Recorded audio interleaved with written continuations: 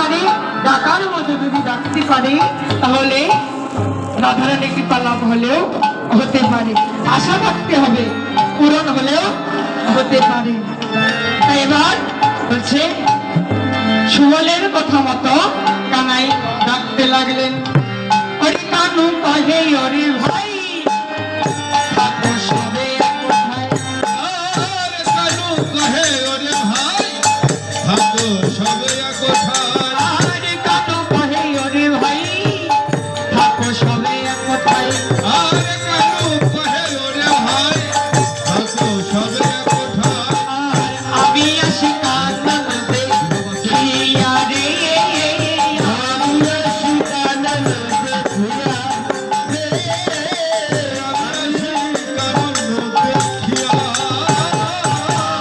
এই এখন আসবো ফিরে, এখন আসবো ফিরে, এখন আসবো ফিরে।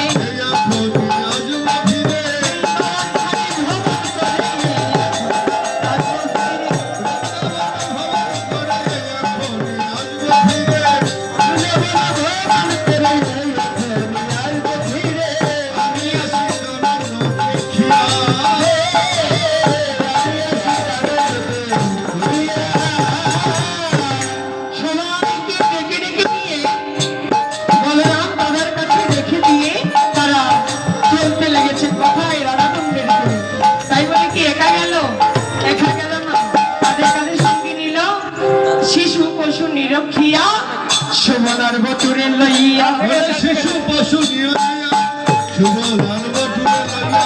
শিশু পশু নিরক্ষিয়া বটুরে লইয়া শিশু পশু নিয়া দিয়া শুভ লাল বটুরে লইয়া।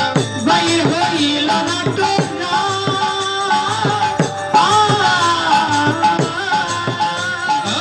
বাহির হইল না টরায়।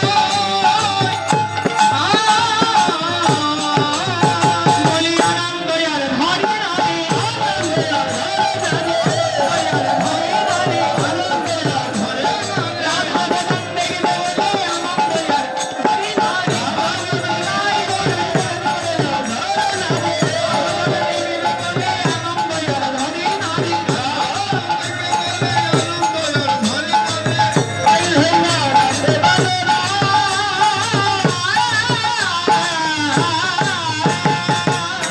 কানাই সবাইকে নিয়ে আর এই দাদারা বলরামের কাছে সখাগণকে রেখে রাধা কুণ্ডের তীরে গিয়ে রাধা মনতে ধ্যান করতে লাগলেন।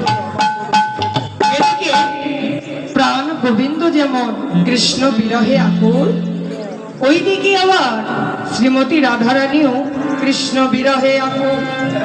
আর প্রিয় সখী ললিতার কণ্ঠ জড়িয়ে ধরে বলছে, ললিতা ও ললিতা, তুই কৃপা করে বলে দে রে ললিতা,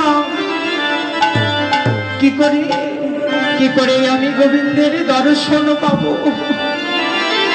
ললিতা, গোবিন্দ বিহনে যে আমার কিছু ভালো লাগে না। শয়নে স্বপনে নিদ্রায় জাগরণে গোবিন্দই আমার ধ্যান, গোবিন্দই যে আমার জ্ঞান রাখে, আমার কিছু ভালো লাগে না ললিতা। এই ভাবনা নিয়ে আক্ষেপ করছে। আর ললিতা বলছে, রাধে তুই যদি গোবিন্দের কৃপা লাভ পেতে চাস, তুই যদি গোবিন্দের কৃপা লাভ পেতেই চাস, তাহলে এক কাজ কর। কাজটা হলো তুই তুলসীকে আশ্রয় কর। তুলসী ছাড়া গোবিন্দের চরণ আশ্রয় করা যায় না।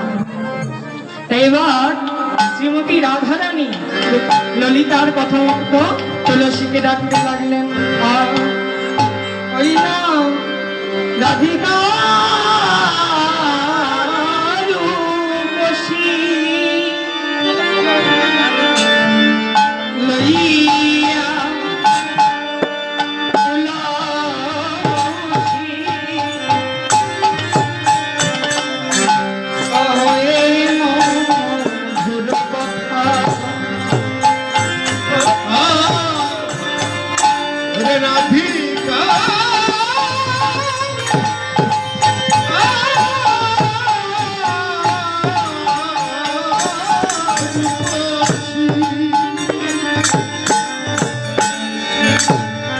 লইয়া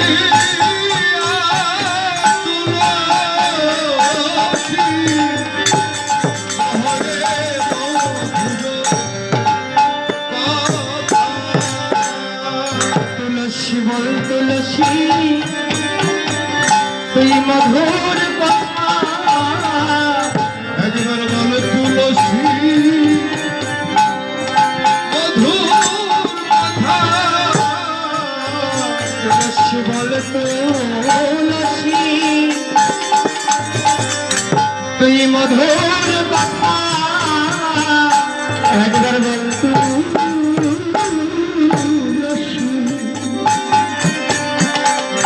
মধুর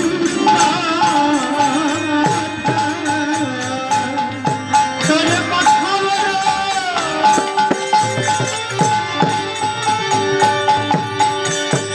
কৃষ্ণ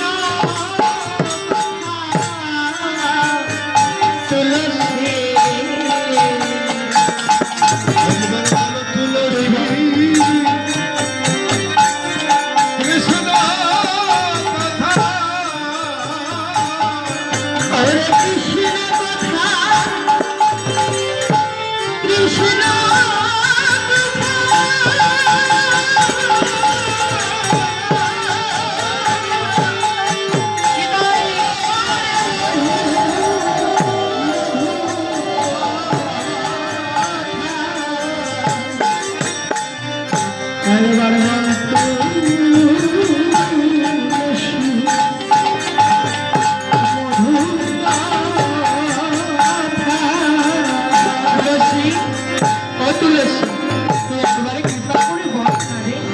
মধুর কথা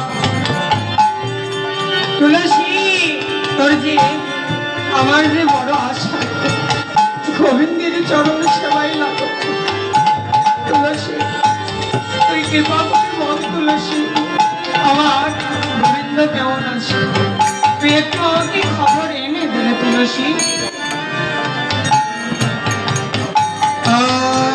ওরে সময় বুঝিয়া ভালো সহাইয়া বিনা করো